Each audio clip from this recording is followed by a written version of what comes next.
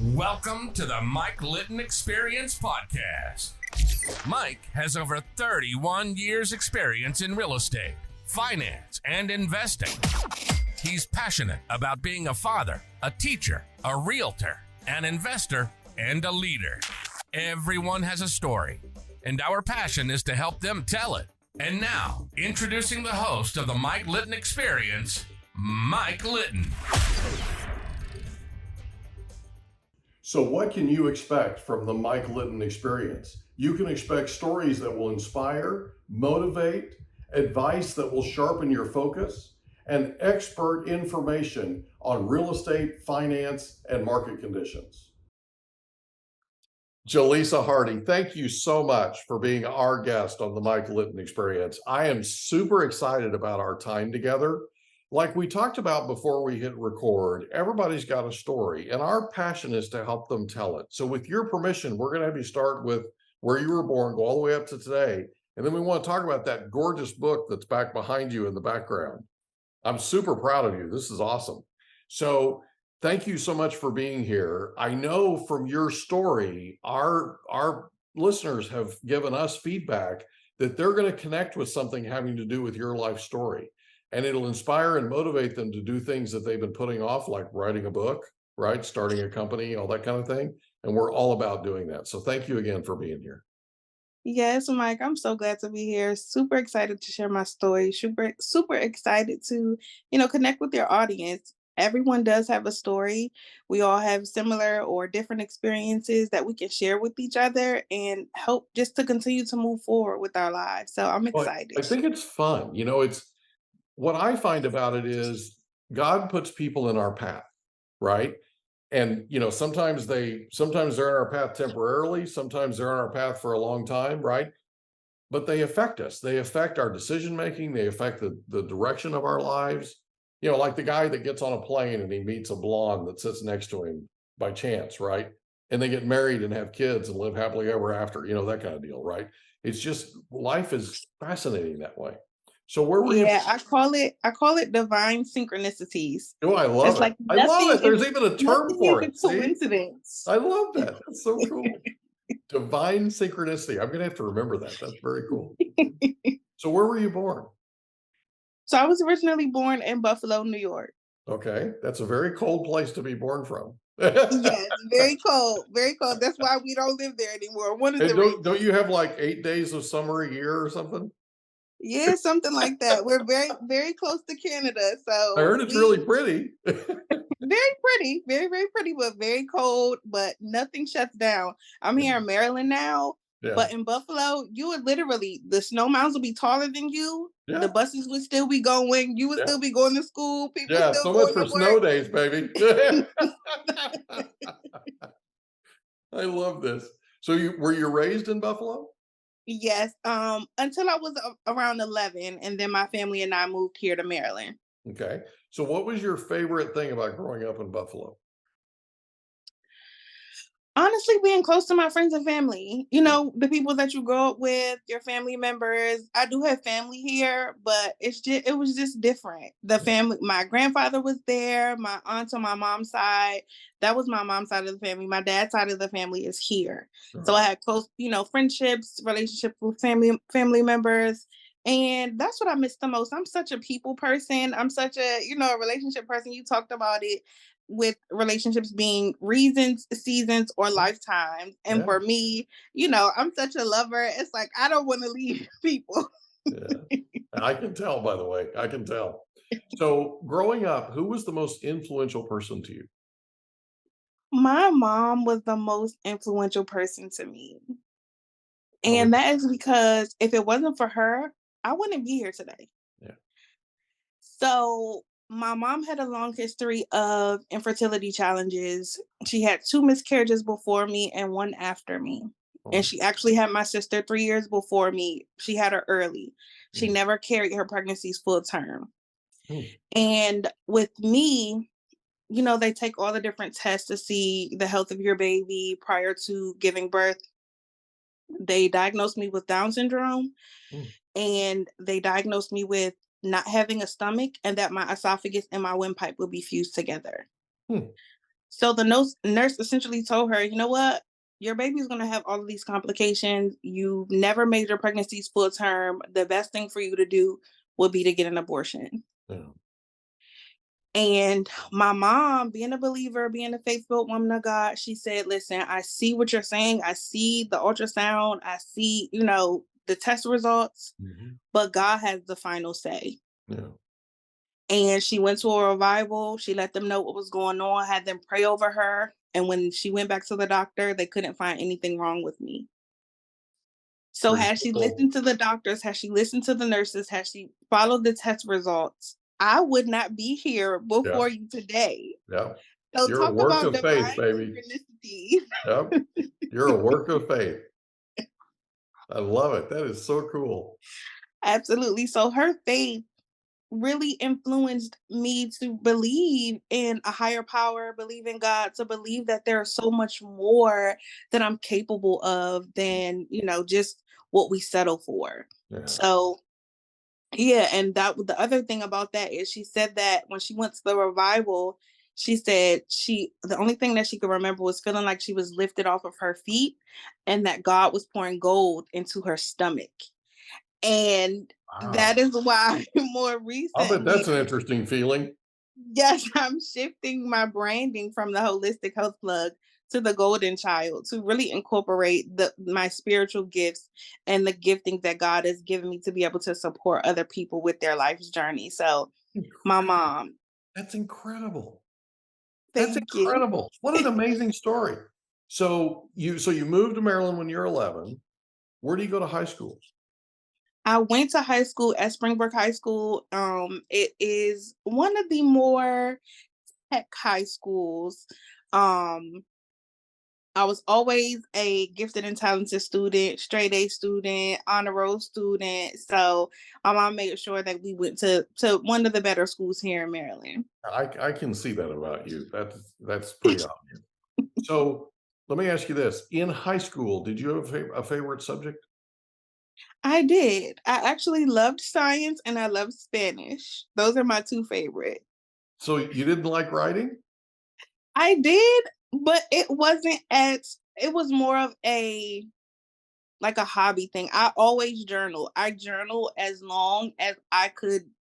As soon as I started writing, I was journaling. I literally have journals from when I was a kid because that was my outlet. That was the way that I worked through different situations, different circumstances, traumatic events that happened when I was younger. That was my therapy before I even knew what therapy was. And it also prepared you to write that book that's behind you. That's pretty cool. Yes. So you go to Springbrook and your favorite subjects are Spanish. And what was the other one? Science. See, I'm shocked. I thought for sure you'd say, oh, English, right? Or literature or creative writing, or right. Yeah. I just love this. So that is really cool though. So you graduate from Spring. Where do you go after high school? So after high school, I went to Coppin State University in Baltimore, Maryland, and that is where I study. I do a major in chemistry and biology. Wow. And ironically, that wasn't the path that God had me on. I was more so focused on coming from a urban background, low income, poverty. I was chasing after the high income careers. Okay. And my last year in college, it's important to ask God questions in the beginning before you start things. versus when you're almost through with something, you're like, is this what you have for me to do? Right. Like, are you sure? No. So my senior year, I'm finishing up both my degrees and I'm like, this does not feel right. This doesn't feel like what I'm supposed to be doing. College, you get some freedom, you explore different things that you you shouldn't be doing. But I always was able to have this dual experience where I could party, I could drink, I could do all the things, hit an all-nighter, go to class the next morning, take a test and ace it. And people are like, what are you going on here? It takes talent to do that. You know that, right? So I love it. You're such a multitasker. Yeah. So I get to my senior year and I'm like, God, is this what you have for me? He's like, no, not what I have for you. So I start to study natural medicine, natural health, because I was going to school to be a pharmacist, Mhm. and start to research natural medicine, natural practitioners in my area. And I actually, divine synchronicities, once again, I found a naturopathic doctor 5 minutes away from my school. And reaching out to her, letting her know my story, she said, once you finish your degree, she said, you got the student loan debt, go ahead and finish your degree. And then once you're done with that, you can come work with me out. You can shadow me, you can learn what my practice is, what I do, and then we'll go from there. So yeah, that was my journey. I finished my degree, 5 years, 2 degrees. I minored in Spanish. So there goes my science and my Spanish. I love it. This is so cool. So there you are, margarita in one hand, test in the other. I'm just kidding. Sorry. I couldn't resist. Salt or no salt, right? Sorry. That was completely so you graduate from college and you go to work studying under her in holistic medicine. Yep. What motivated you to do that? Like, what was it? Was it praying? What was it? What was it that triggered that? What I mentioned in the beginning about basically my origin story, where Mhm. I felt like the mainstream medical field failed me because Yeah. they had given up on me before I even had a chance to live. Yeah. And it took so many different things. Even after that, it took 3 years for them to just diagnose me with asthma, because it was just like sort of like a forgotten child. Mhm. So for me, having those experiences, it was like there has to be another way. There has So to you're be an alternative. so you're feeling overlooked, it sounds like. Mhm. And, your mom got cheated too. Mhm. She's carrying you and she's getting this faulty information. I mean, faulty, but she's getting this information, right? And to her credit, she goes to church. She goes to a revival. She starts telling people because people don't do this, right? People suffer in silence a lot of times. Yeah. They get bad news and they put it inside and they tuck it away and they don't let people know about it. And I think that's a big part of your story and a big part of what people need to hear about you and about your mom and about what happened. They need to talk to somebody, even if Absolutely. it's privately with a pastor at church, right? They need to sit and talk with somebody. And sometimes, and I don't know if you've experienced this, but sometimes people feel intimidated for whatever reason. I mean, I get it to an extent, but they feel intimidated by the prospect of talking to a pastor, right? Because pastors got a lot to do. They've got a lot going on. They're busy people, okay, and they feel like they're not. They don't want to take up their time. Yeah. So if that's the case, and somebody's listening to this and they're going through what your mom went through, or something like what your mom went through, and by the way, you know, we have a suicide issue in this country right now. We've got a bunch of veterans, 22 a day, that are committing suicide average per day, right? And really what we know, and I don't know a lot about this, but what I know anecdotally is the chances of people surviving and not committing suicide go up exponentially. The survival rate goes up exponentially if they sit and talk with somebody, because it's all in here and it's Yep. festering, right? And let's be honest, it feels like the burden feels this big. And then they sit with somebody and that person cares enough to ask enough questions and they get it out. They get it out, get it off their chest, right? And then all of a sudden they sit back and they go, "Oh, that doesn't seem so big now that I said it. It felt bigger right? Yep. Because when we're keeping it hidden and we're building up those walls, it just keeps feeling bigger and bigger and bigger. And to your mom's credit, I hope you give your mom a hug and a kiss next time you see her. and thank her, because to your mom's credit, that took some guts to go to church and say, hey, this is what I was just told, right? Yep. That took some real courage. And the fact that she did that and then people prayed over her, that's a bigger deal than I think a lot of people realize, and took a lot more courage than most people realize. You know what I mean? Because when you're in that situation, you feel like you're all alone. Yeah. You feel like nobody's on your side, right?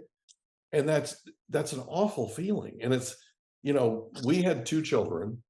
We had a miscarriage before we had our first, and they're now 23 and 25 years old, and they're just world class. I mean, they are the biggest blessings, right? They turned out really good, even though they were my kids. But what's amazing to me is they'll be the first ones to pray over somebody. They'll be the first ones if somebody tells them or shares with them something that's going on with them. Anyway, I'm getting off track, but the point I'm getting at here is, if you don't feel comfortable enough to talk with leadership in your church, find somebody who's going to your church.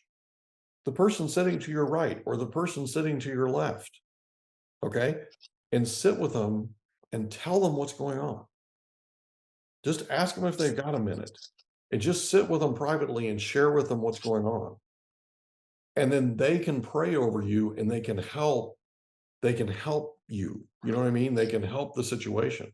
Anyway, I feel like that's incredibly important, and I wanted to stop for a second and talk about it. So sorry. So you're a walking, talking miracle. You know that, right? And your story is a big deal. It's a big deal. And literally, the fact that people are hearing your story is potentially going to save a lot of lives.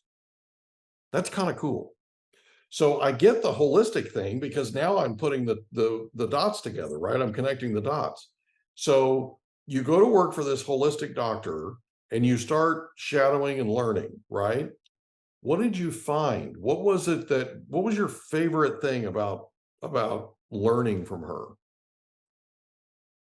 So my favorite thing was being able to watch people discover themselves, the true capability of themselves, because we have the ability to heal ourselves if we give ourselves what we need and take away what we don't, whether spiritually, mentally, physically, emotionally. But it's important to know that when you have that support, it makes it so much easier, and you get to your destination a little faster. So being able to see her do that, people come in looking one way, feeling defeated, having these diagnoses, and her working with them for, 2, 3, 4 months, and walking out a completely different person. Mm-hmm. And it wasn't just about the diagnosis, it was about how they saw themselves, the confidence they had in themselves, and their desire to live. Like you said, when people get this news, they feel defeated, they want to give up, they think that there's no hope. And she gave people hope. She gave people their life back. And being able to see that, it was like, this is where I'm supposed to be. This is the work that I'm supposed to be doing, the healing work that I'm supposed to be doing. Well, it's an identity, right? Because people take on the identity of, I'm a cancer patient. Mm-hmm. I'm terminally ill, or I'm whatever, whatever it is, right? They take on that identity because big medicine and big pharma, right? That's what they tell them. That's what they label them with. And so a big part of what you all are doing, you and that doctor were doing, is sort of helping to reprogram people, helping people to self-discover that that's really not their identity. Their identity is, I'm somebody who's capable of healing myself. I just have to get in the right place. Yep. Nutritionally, emotionally, like you said, faith, right? All that factors into it. And if you don't think so, read an article about how stress creates cortisol, right? I mean, your body is constantly adjusting. Your body is constantly adapting to the environment that you throw it in. And when you get in a high stress situation, your immunity level is compromised. I mean, all this stuff, right? You gain weight you gain weight that you weren't intending to gain. All these things happen. You don't sleep as well. I mean, there's, okay. All that has an effect. And I can tell you that because I lived it. Okay. Yeah. Right after I turned 40, we had a thing called the Great Recession. Remember that? Mm-hmm. And when I turned 40, my metabolism went through the floor, like off a cliff. No parachute, right? It was bad. And I kept eating like I was playing football every day, like right?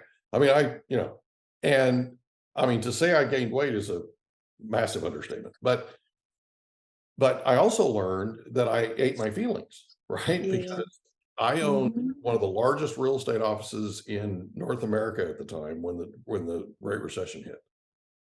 I ended up having to close a mortgage company. I mean, I ballooned.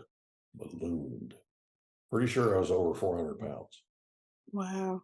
I ended up losing 162 pounds. And a big part of that was I learned about diet, I learned about exercise, and I learned about how stress can add cortisol, right? I changed my life. I changed what I did for a living.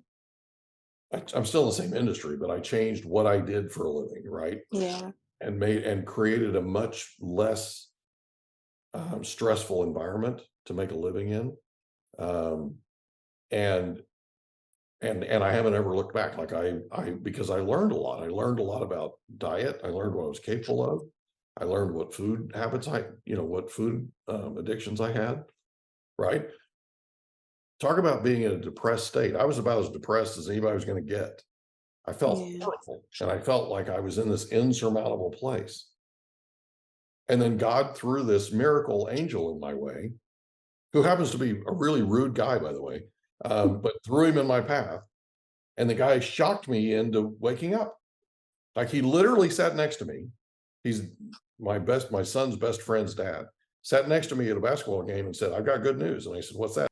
We hope you enjoyed another episode of the Mike Litton Experience. If you did, do us a favor, smash that subscribe button, tell your friends, family, and coworkers about our program, and wherever you get your podcasts, please leave us a rating. It helps us to connect with quality people just like you. And that's a wrap. Another episode of the Mike Litton Experience in the books. Reach out to Mike on Instagram at Litton Realty. Want to meet with Mike? Check out calendly.com/Rio760.